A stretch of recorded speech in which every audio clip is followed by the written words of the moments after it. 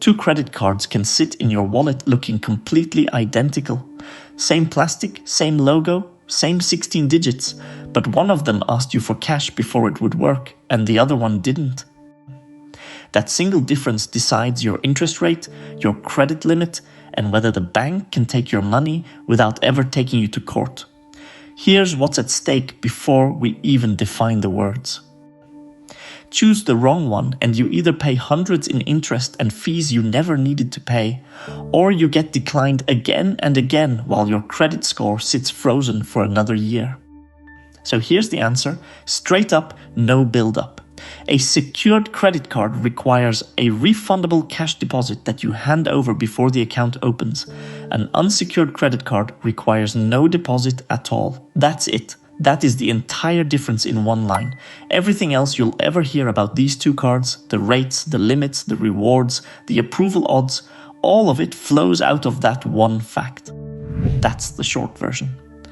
But the word secured is probably the most misunderstood word in personal finance, because it does not mean what almost everybody assumes it means. It isn't describing safety for you. It's describing safety for the bank. Once you see it that way, a pile of strange little details suddenly clicks into place, starting with why the cheaper looking card is usually the more expensive one. Stay with me, and by the end you'll know exactly which card you're holding, what your deposit is actually doing while it sits there, and the specific month most people become eligible to get that money back. Let's start with the deposit itself, because the mechanics surprise people. On almost every secured card, your deposit becomes your credit limit. Put down $200, you get a $200 limit. Put down $500, you get $500. It's close to a one-to-one trade. A handful of issuers will hand you a line slightly bigger than your deposit, but that's the exception, not the rule.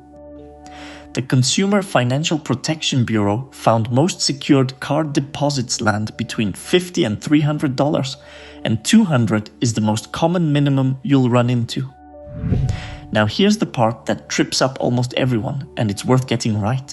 A secured card is not a prepaid card. It is not a debit card wearing a costume. Your deposit does not get spent down as you shop.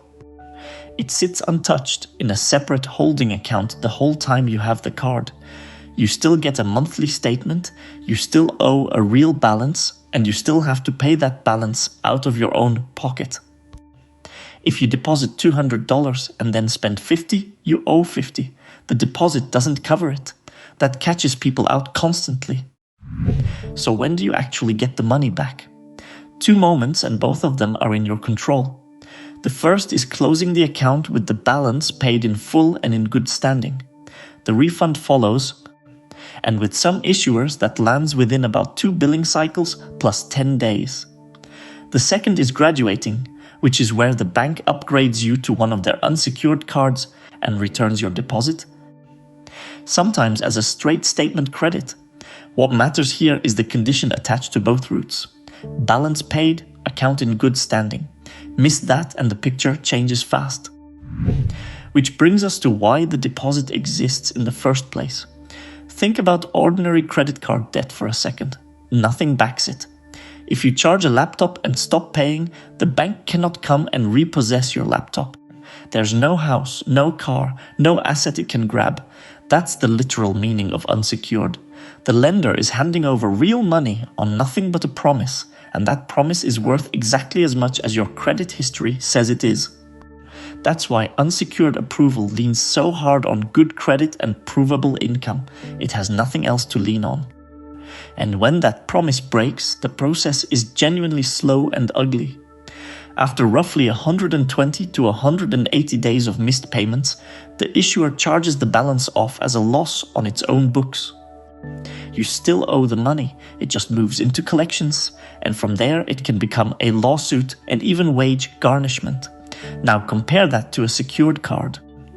Because you granted the bank a security interest in your deposit the day you opened the account, it can simply take that deposit and close the card. No collections agency, no courtroom, no waiting. That's the trade you made. Here's where it gets interesting though, and it's the opposite of what most people expect. Being safer for the bank does not make the card cheaper for you. Secured cards typically carry higher purchase interest rates than unsecured cards, not lower. Research from the Federal Reserve Bank of Philadelphia found most secured cards charged an annual fee and ran higher purchase rates than unsecured products. LendingTree's review of the secured market put average rates north of 28%. The reasoning is blunt. The deposit protects the bank against your balance, but it does nothing about the underlying risk profile that sent you to a secured card in the first place. The good news is that competition has moved. Several well-known secured cards now charge no annual fee at all, so that particular cost is avoidable if you read the terms. But you're not paying that price for nothing, and this is the whole reason secured cards exist. A secured card reports to all 3 major credit bureaus in exactly the same way an unsecured card does. Same account type, same payment history, same data. A prepaid card builds you nothing because it reports nothing. A secured card builds real credit history from month 1. To the scoring model, your $200 secured card and someone's $20,000 travel card are the same species of account. That's what makes it powerful, and it also creates one specific trap. Your FICO score leans hardest on payment history at around 35% and on how much of your available credit you're using at around 30%. Length of history is third at roughly 15%. Look at what a small limit does to that second number. On a $200 limit, a single $60 grocery run already puts you at 30% utilization. On a $5,000 card, $60 is a rounding error. Same behavior, wildly different score impact. That's why people with tiny limits often pay their balance down before the statement closes rather than after. So how long until the deposit comes home? Most issuers look for something in the range of 6 to 12 months of on-time payments and low utilization before they'll consider an upgrade. One tracker of beginner cardholders found the typical graduation lands somewhere between month 7 and month 13. At least one major issuer starts reviewing accounts automatically from month 7 onward, which means you may not need to ask at all. But automatic review is not universal, so it's worth knowing whether your issuer reviews for you or waits for you to call. That leaves one practical question. Which card are you actually holding right now? The test takes 3 seconds.